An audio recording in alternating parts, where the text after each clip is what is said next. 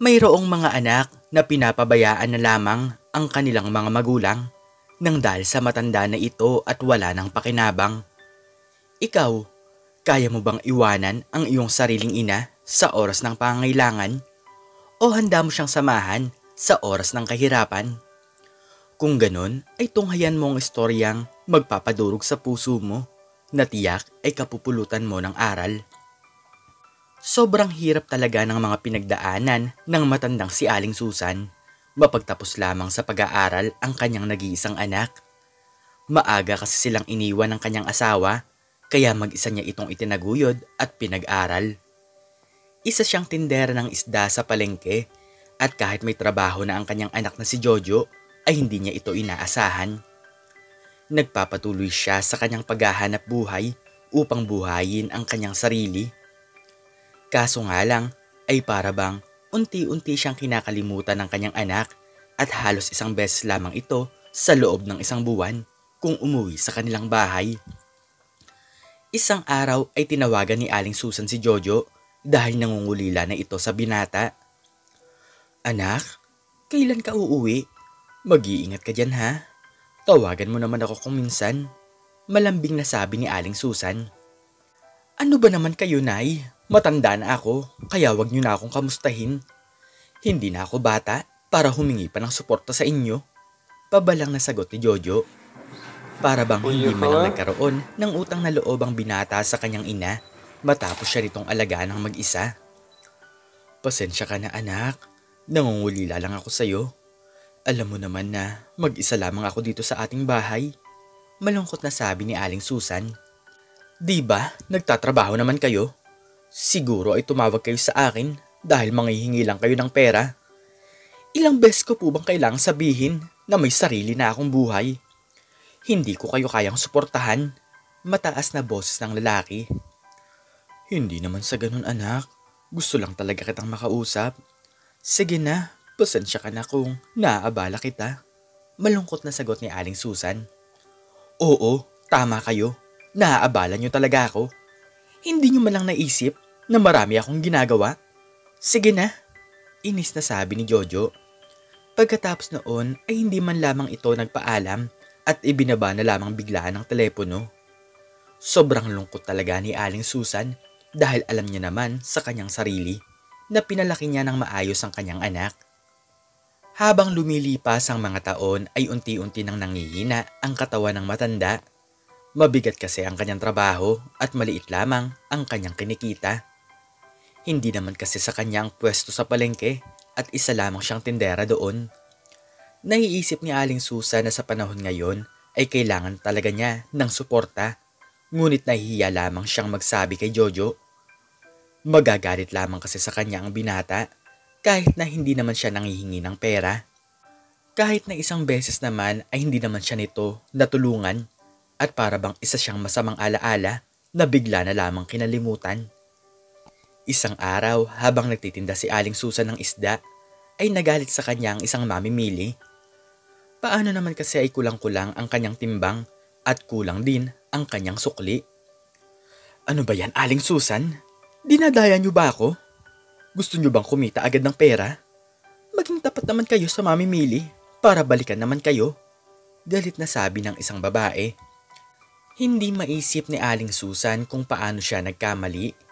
Para bang wala siya sa kanyang sariling pag-iisip at madalas niyang malimutan ang mga bagay-bagay. "Naku ma'am, pasensya na po kayo. Hindi ko po talaga sinasadya. Magkano po ba ang kulang?"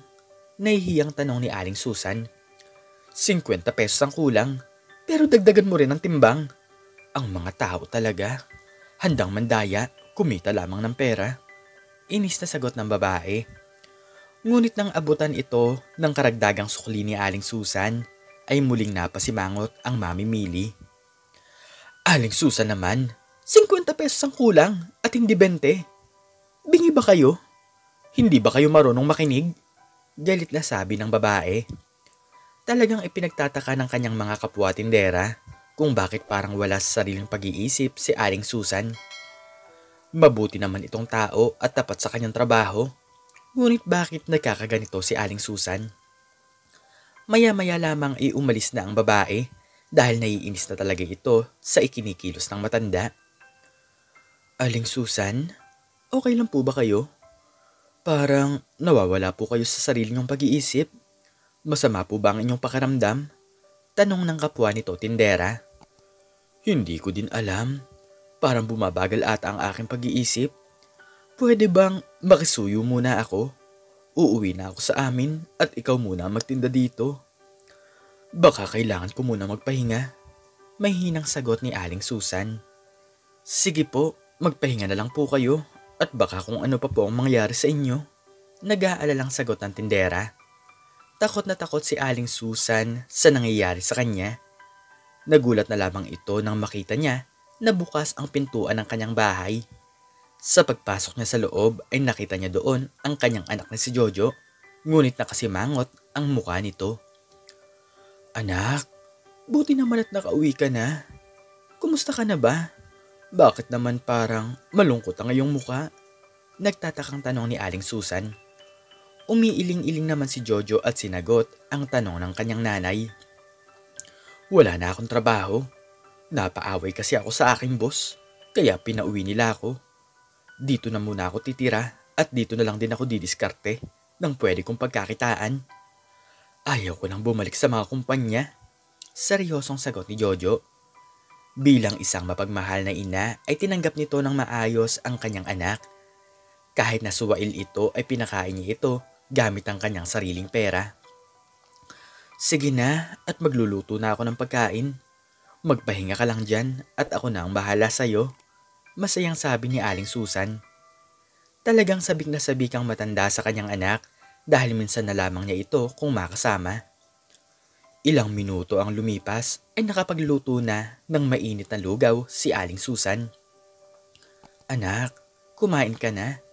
Malamig ang panahon ngayon kaya kainin mo na to para mainitan ang iyong sikmura. May hinahong sabi ng matanda. Sa oras na ito ay gutom na talaga si Jojo kaya agad niyang tinikman ang luto ng kanyang ina. Ano to? Bakit walang lasa? Nalimutan niyo bang lagyan ito ng asin? Gutom na ako, palpak pa ang luto niyo. Dismayadong sabi ni Jojo. Sa mga oras na ito ay napatitig na lamang si Aling Susan dahil hindi niya talaga malaman ang nangyayari sa kanyang sarili. Pasensya na anak, nalimutan ko atang lagyan ng asin. Sige, saglit lang ha, at lulutuin ko lang ng panibago. Mahinang sabi ni Aling Susan. Hindi na kailangan. Alam nyo, kaya ayaw na ayaw kong umuwi dito nang dahil sa pag-uugali nyo. Para kayong walang pinag-aralan at para kayong mangmangkong kumilos. Walang galang na sabi ni Jojo, sabay pumasok na ito sa kanyang kwarto. Napaiyak na lamang si Aling Susan dahil sobrang sakit talaga para sa isang ina na hindi kaigalang ng iyong sariling anak. Pagkatapos mo maghirap para matupad nito ang kanyang mga pangarap, ay ito pa ang isusukli sa'yo. Lumipas ang buong gabi ay nagising na ang mag-ina, ngunit nagulat na lamang si Jojo dahil hindi siya nito kilala. Sino ka? At bakit nandito ka? Tanong ni Aling Susan. Ano ba naman kayo? Ako po ito si Jojo. Malabo na ba ang inyong paningin? Tanong ng binata. Oo tama. Anak pala kita. Pasensya ka na Jojo kung hindi kita nakilala. Napapakamot na sagot ng matanda. Lumipas pa ang mga araw ay napapansin na talaga ni Jojo na may kakaiba sa ikinikilos ng kanyang nanay. Nagiging makulit na ito at paulit-ulit sa kanyang mga sinasabi. Madalas na nga siya nitong hindi makilala at kung minsan pa ay dumudumi ito sa kanyang sariling salawal. Inis na inis si Jojo sa mga sandaling iyon dahil nagkaroon pa siya ng matandang alagain. Ano ba yan? Bakit hindi na lang kayo mawala? Pabigat kayo sa aking buhay. Ano to?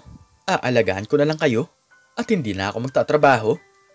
Bumabaho na rin ang bahay nang dahil sa inyo. Inis na sabi ng lalaki. Nag-isip ng paraan si Jojo upang makatakas sa responsibilidad sa kanyang ina. Dinala niya ito sa likuran ng kanilang bahay na kung saan ay may kulungan ng baboy. Simula ngayon ay dyan na kayo titira. Dadalhan ko na lang kayo ng pagkain para naman hindi nyo na ako maabala. Pasigaw na sabi ni Jojo. Simula noon ay nakakakilos na ng maayos ang binata. Sobra-sobra naman ang pagtitiis ni Aling Susan matapos siyang ikadena at ikulong ng kanyang sariling anak.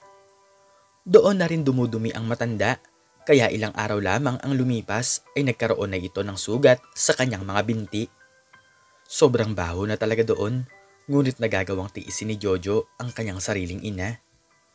Napansin naman ng kanilang kapitbahay na si Andres, ang mabahong amoy. Agad itong pumunta sa bakanteng lote at nakita niya doon si Aling Susan.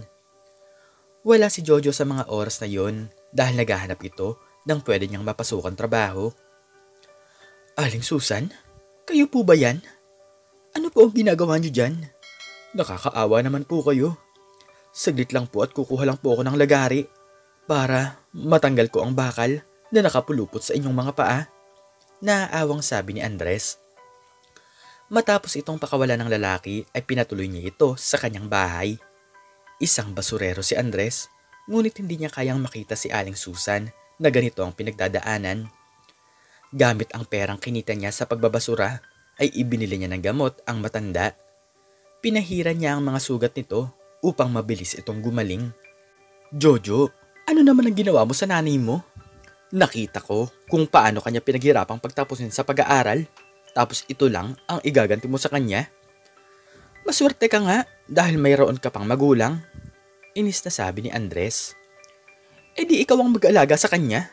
Kung gusto mo palang magkaroon ng ina, e di sayo na lang ang nanay ko. Natatawang sagot ni Jojo. Ngunit kung minsan ay bumabalik pa rin naman sa sariling pag-iisip si Aling Susan. Nagpapasalamat ito kay Andres sa ginagawa nitong pag-aalaga sa kanya. Andres, patawarin mo sana ang aking anak. Salamat sa pagtitiis sa akin at alam kong Diyos na ang bahala sa iyo. Malungkot na sabi ni Aling Susan. Wala pong problema, tita. Hindi ko man po kayo kamag-anak pero hindi ko naman po kayang makita kayo na ganoon ang sitwasyon. Sagot ni Andres. Simula noon ay ito na ang sumusuporta sa matanda. Ito na ang nagpapakain at nagpapaligo kay Aling Susan. Kahit nawawala sa sariling pag-iisip ang babae, ay hindi naman ito nagwawala. Tahimik lamang ito at paulit-ulit sa kanyang mga sinasabi. Ilang araw ang lumipas ay umuwi si Andres mula sa kanyang pagbabasura. May daladali itong gamot na kung saan ay makakatulong sa kalagayan ni Aling Susan.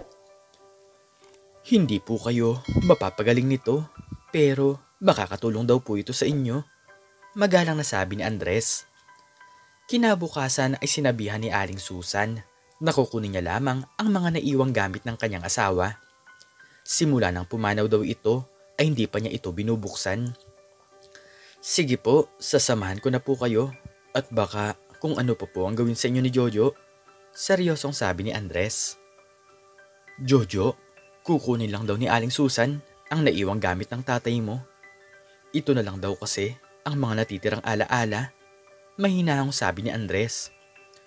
O sige, pakibilisan lang. Okay yan, para mabawasan naman ang basura dito sa bahay. Di ba, isa kang basurero?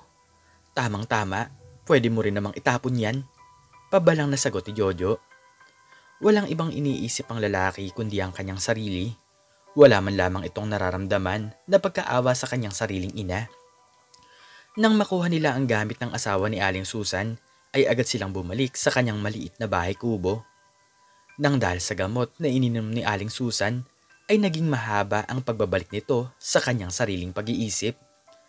Binuklat nito ang kagamitan ng kanyang asawa at ipinakita nito kay Andres ang kanilang lumang mga litrato. Ang gwapo po pala ng asawa niyo, Aling Susan, nakangiting sabi ni Andres. Aba, oo naman. Higit sa lahat ay mayaman ang kanyang magulang. Ngunit, maaga rin naman siyang iniwan. Natatawang sagot ng matanda. Ngunit nagulat na lamang sila sa sumunod nilang nakita. Mga titulo ng lupa na kung saan ay naiwan sa kanila ng kanyang asawa. May kasalutan pa doon na kung sakaling siya ay mawala, na sana ay mapaganda nito ang kanilang pamumuhay. Aling Susan, pag pinagsama-sama po natin ito, ay halos 10 ektarya. Kung ganun po pala ay mayaman po pala kayo. Gulat na sabi ni Andres. Wala nang pakinabang sa akin yan dahil matanda na rin ako. Hindi ko naman para ibigay yan kay Jojo dahil baka mas lalong maging masama ang kanyang ugali. Kilala ko ang aking anak pagdating sa pera, kaya sa'yo na lang ang lahat ng yan. Seryosong sabi ni Aling Susan. Habang nasa katinoan ng matanda ay gumawa agad ito ng kasulatan at pinapirma niya ang binatang basurero. Matapos ang lahat ay agad itong ipinagbenta ni Andres para na rin mapagaan ang buhay ni Aling Susan. Nagpatayo rin siya ng maayos na tirahan at kumuha din ito ng kanyang makakatulong sa pag-aalaga sa matanda. Takang-taka talaga si Jojo dahil biglaan ang pagyaman ni Andres. Gusto mo talagang malaman? Maraming lupain na ipinamana sa inyo ang tatay mo. Pero sa akin ito ibinigay ni Aling Susan. Huwag kang mag-alala dahil sa nanay mo rin naman mapupunta ang lahat. Ako lang ang hahawak nito dahil baka gamitin mo ito sa hindi maganda. Seryosong sabi ni Andres. Walang nagawa si Jojo kahit ipaglaban niya ito. Paano naman kasi ay mayroong kasulatan na kay Andres ipinapamana ni Aling Susan ang lahat? Nananatili siyang mahirap samantalang si Andres ay biglang nagbago ang buhay. Kung inalagaan niya lang sana ng maayos ang kanyang nanay, edi sana ay siya ang mayaman. Huwag ka nang makialam, Jojo. Kung ayaw mong isumbong kita sa mga pulis, sa mga kababuyan mong ginawa sa sarili mong nanay. Pananakot ni Andres. Simula noon ay naging maayos na ang buhay ni Aling Susan. Tuluyan na itong nawala sa kanyang sariling pag-iisip, ngunit kahit na kailan ay hindi ito pinabayaan ng binata. Nagtira ng 1 ektaryang lupa si Andres at doon ay nagtanim siya ng mga gulay. Sa ganitong paraan ay patuloy niyang masusuportahan ang matanda. Sobra talaga ang pasasalamat niya sa Diyos dahil binigyan siya nito ng nanay at higit sa lahat ay gumanda pa ang kanyang buhay.